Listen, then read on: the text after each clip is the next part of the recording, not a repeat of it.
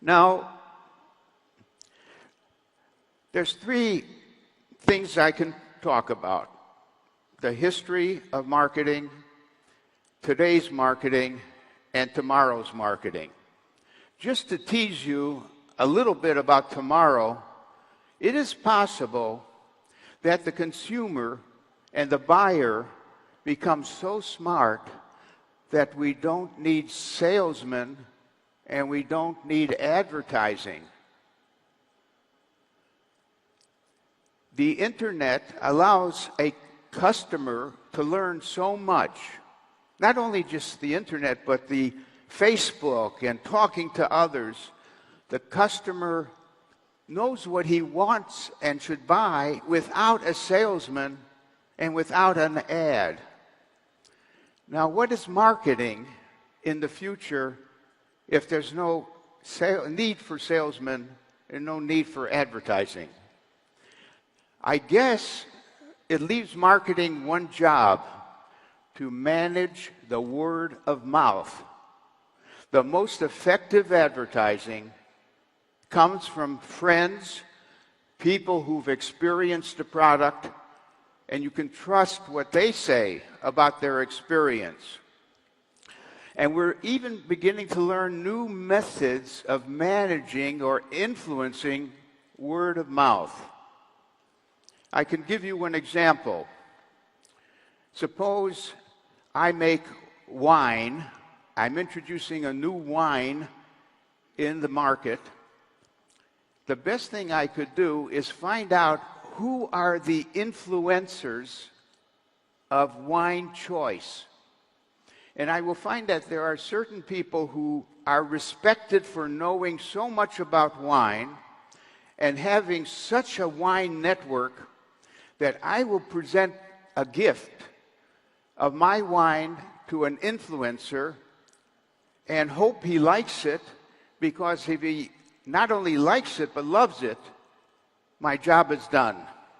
I don't need advertising, I don't need salesmen, and I'm not even paying him.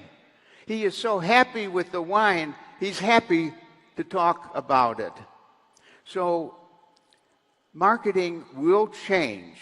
Marketing will change. And let's go back a little bit on the history of marketing. Let me just say, before we talk about this, that marketing is a young discipline, not more than 115 years old. The market itself is millions of years old, in the sense that people often had something in surplus that they wanted to sell. We've always had the word markets. You go back to ancient Greece, and they called it the agora, where the people got together to buy and sell. Selling has been around since Adam and Eve. Ever since the snake convinced Eve to convince Adam to eat the apple, we had selling. But selling is only part of what became marketing. Selling is simple. The product already exists. Your job is just to find customers. Marketing is more important, to decide whether you should make the product. What should you make? What are you good at? What markets have a need that you can satisfy? Once you make the product, of course you use salespeople and advertising and pricing. Now, this chart, and I hope you have a copy of it, because I won't go through the details. What it shows is that marketing is a very changing field. New ideas, new concepts come up. And you can even do it by decade. That's what I'm showing you. The growth of marketing theory.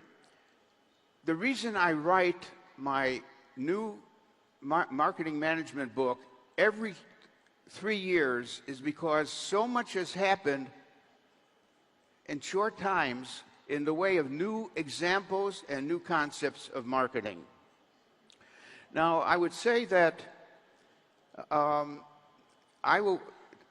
here are some of the changing ideas. in a more simple form. When we started, we thought the main thing is to make a good product. Just talk and talk and talk about your product. Finally, Procter & Gamble and Unilever and other companies said, that's not the best focus. The best focus is on the customer and what the customer needs and wants. So go from being product-centered to being customer-centered.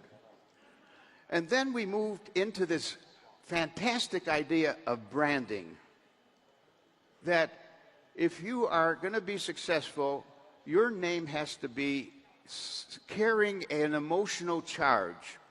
It has to be something that I want to, there's going to be a lot of names of any product I want to buy, but I want a brand because I choose the brand that resonates with my interest. Now, let me say something about branding. Branding usually is a value proposition. Very important concept. It should express the value you are creating for customers. Now, if you don't define why the customer should come to you, you have a problem. In fact, the value proposition is best described as your positioning against the competitors. What is your differentiation? What are you about? Now, when I say that McDonald's has a value proposition, I want to be clear. Maybe their value proposition is good food inexpensively. Good food inexpensively, whatever it is. They don't stop with that value proposition. That value proposition is an umbrella, but they have a separate value proposition for each type of customer. For the senior citizen, they're saying this is a nice, safe place to sit down and have a meal because maybe you don't have a wife and you are just wanting a comfortable surrounding and a low cost for food. You need a different value proposition to get the teenager to come to McDonald's because he could go to Wendy's or somewhere else. You need another value proposition for the mother with child to come to McDonald's. So there's a lot of work in trying to create for the different groups in your market the value proposition. The main thinking that you have to do is define your target market and the value proposition. That's marketing. The target market and the value proposition. And it's done through the branding operation.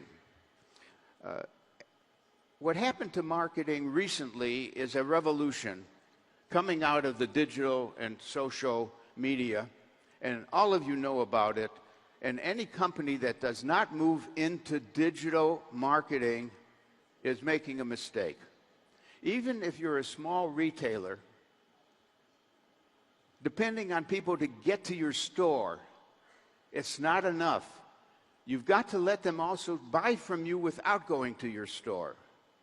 You've got to set up online so they have a choice to either come to your store or not.